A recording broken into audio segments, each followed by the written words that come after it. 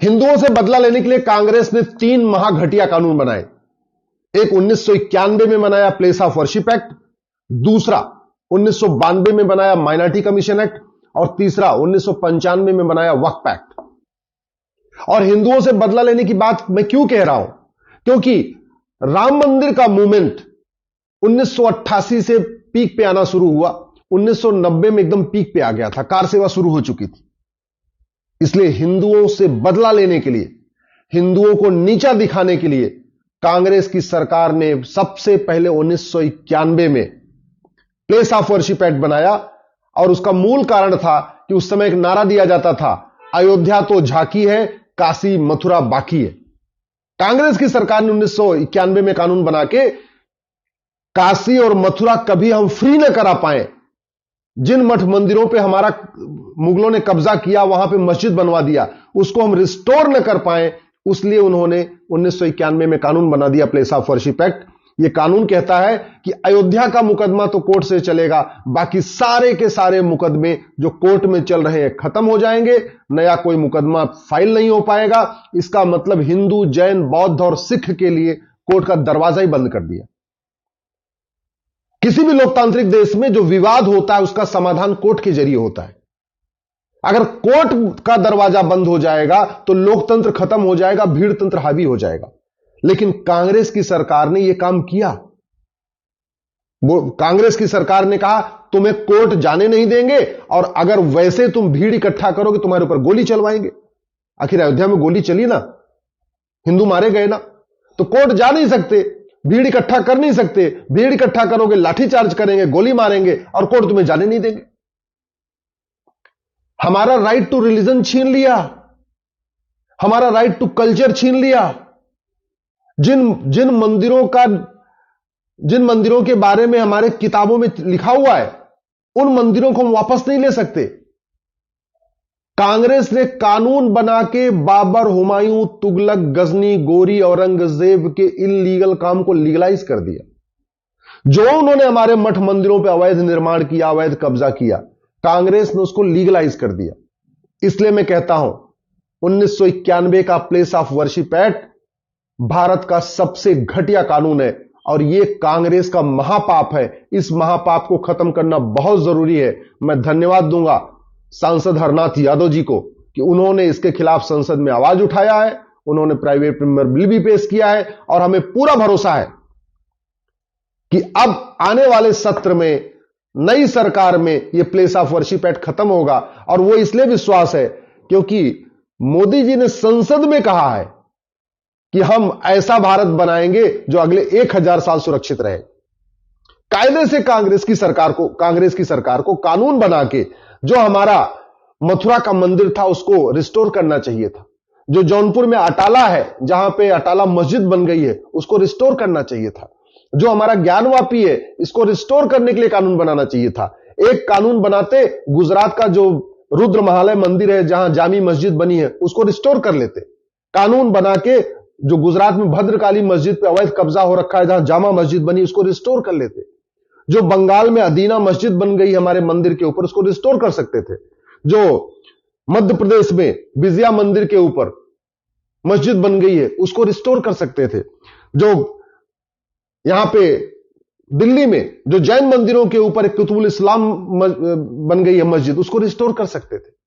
जो हमारा ऐतिहासिक मध्य प्रदेश का धार है, जहां भोजशाला, जहां सरस्वती माता का मंदिर है, उनकी मूर्ति थी, उसको रिस्टोर कर सकते थे। लेकिन कांग्रेस ने हमारे मठ मंदिरों को रिस्टोर करने की बजाय, रिस्टोर करने के लिए कानून बनाने की बजाय ऐसा कानून बनाया कि हम तुम्हें कोर्ट के जरिए भी रिस्टोर नहीं करने देंगे और भीड़ तो इकट्ठा होने नहीं देंगे। जब जब यहां पे कार सेवा होती है इन मंदिरों के पास, धारा 144 लग जाती है। कांग्रेस की चूंकि हर जगह राज्य सरकार थी, तो कांग्रेस को पता था सरकार तो हमारी रहेगी, तो हम इनको पुलिस से पिटवाते भी रहेंगे, लाठियों से पीटते भी रहेंगे और हम कोर्ट भी जाने भी नहीं देंगे। अब की बार 400 पार इसीलिए जरूरी है क्योंकि हमें भारत के सभी मठ मंदिरों को वापस रिस्टोर करने के लिए एक नया कानून चाहिए। एक प्लेस ऑफ वर्शिप एक्ट खत्म करवाना है और नया कानून बना के सारे मठ मंदिरों को रिस्टोर कराना है। क्योंकि कोर्ट के जरिए अगर रिस्टोर करते रहेंगे तो 50-50 साल लगता रहेगा, 100-100 साल लगता रहेगा। पता चला 50 साल लग जाएगा ज्ञानवापी को लेने में, फिर 50 साल लग जाएगा मथुरा को लेने में, फिर 50 साल लग जाएगा भद्रकाली को लेने में, फिर 50 साल लग जाएगा भोजशाला को लेने में, फिर 50 साल लग जाएगा टाला को लेने में। ये काम नहीं करना। अब तो कानून बना के एक एक्सपर्ट कमेटी बने, उसमें हिस्टोरियन हो, एएसआई के लोग हो, जज भी हो, वैज्ञानिक भी हो, सब हो, वो मिलके जाके उन मठ मंदिरों का सर्वे कर ले, उनको एग्जाम कर ले, और जो जहां पे क्लियर स्पष्ट हो रहा है कि नहीं ये तो मंदिर था, उसको वापस रिस्टोर कर ले। कानून के जरिए रिस्टोर करना बहुत आसान है। दूसरा जो घटिया कानून बनाया कांग्रेस ने, वो 1992 में बनाया माइनॉरिटी कमीशन एक्ट। मुस्लिम्स को फायदा पहुंचाया, क्रिश्चियंस को फायदा पहुंचाया, हिंदुओं को आपस में बांट दिया, जैन बौद्ध और सिख को माइनॉरिटी घोषित कर दिया, जबकि जैन बौद्ध और सिख हिंदू कहलाते हैं। बाकी जितने भी कानून हैं वहां पे जैन बौद्ध सिख हिंदू कहलाते हैं। याद रखिए 1992 के पहले कभी भी हिंदू और बौद्ध आपस में लड़ते नहीं थे, हिंदू और जैन का आपस में कभी झगड़ा नहीं होता था। ये सारा जो झगड़ा शुरू हुआ है ये 1992 के माइनॉरिटी कमीशन एक्ट के कारण हुआ है, जिसने हिंदुओं को बांटा है और मुस्लिम्स को फायदा पहुंचाया।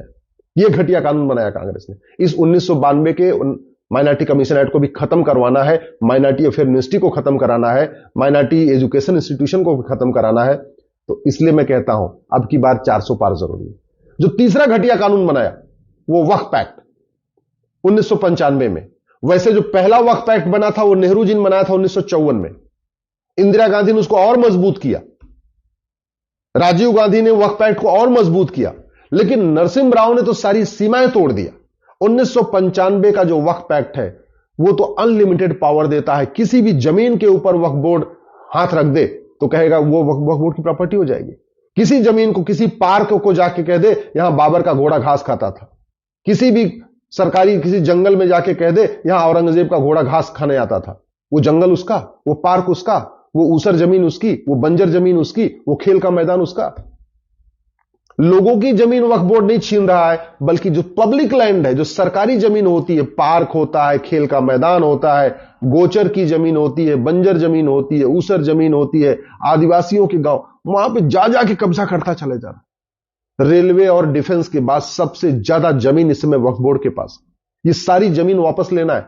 सारी जमीन तभी वापस हो सकती है जब वक्फ एक्ट खत्म हो और एक नया कानून बन के वो सारे जमीन को वापस लिया जाए। तो 1991 का प्लेस ऑफ वर्शिप एक्ट, 1992 का माइनॉरिटी कमीशन एक्ट, 1995 का वक्फ एक्ट, ये हमारे लिए बहुत बड़ा खतरा है। और ये तीन कानून खत्म नहीं हुए तो हम खत्म हो जाएंगे।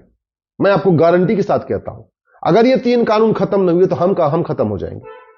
तो इसलिए इसके बारे में जन जागरण करिए। मैं आपसे रिक्वेस्ट करता हूं, कम से कम 4000 फेसबुक फ्रेंड बनाइए। 5000 बना लेते तो बहुत अच्छी बात है, नहीं तो कम से कम 4000 फेसबुक फ्रेंड जरूर बनाइए। रोज 100-200 लोगों को अपना फेसबुक फ्रेंड बनाइए।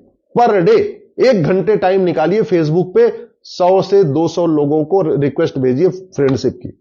अगले 1 महीने के अंदर फटाफट 2-3 हजार नए लोगों को जोड़ लीजिए और सही बात लिखना शुरू करिए।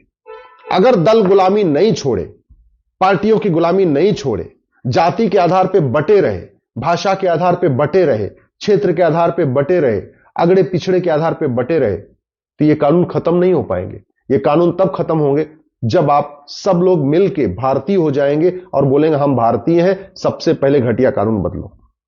और प्रधानमंत्री जी ने बोला है कल कि हम एक ऐसे भारत की नींव रखने जा रहे हैं जो अगले 1000 साल तक सशक्त होगा, समृद्ध होगा। तो स्वाभाविक सी बात है, एक भारत श्रेष्ठ भारत तभी बनेगा जब सारे घटिया कानून बदले जाएंगे। और घटिया कानूनों का दुष्परिणाम आपको बताता हूं। एक आर्टिकल 370 ने कश्मीर को बर्बाद किया था। कांग्रेस ने ऐसे 50 कानून बनाए हैं, 50। आपने कश्मीर में था आर्टिकल 370 का प्रभाव तो देख लिया ना। पूरे भारत में कांग्रेस ने कम से कम भारत को बर्बाद करने के लिए 50 कानून बनाए। उन सभी कानूनों को खत्म करना पड़ेगा और उन सभी कानूनों को खत्म करने के लिए जरूरी है लोकसभा और राज्यसभा में दोनों में 2/3 बहुमत हो। याद रखिएगा, चुनाव आ रहा है, अपने रिश्तेदारों से बात करिए, अपने नातेदारों से बात करिए और अब की बार 400 पार करिए।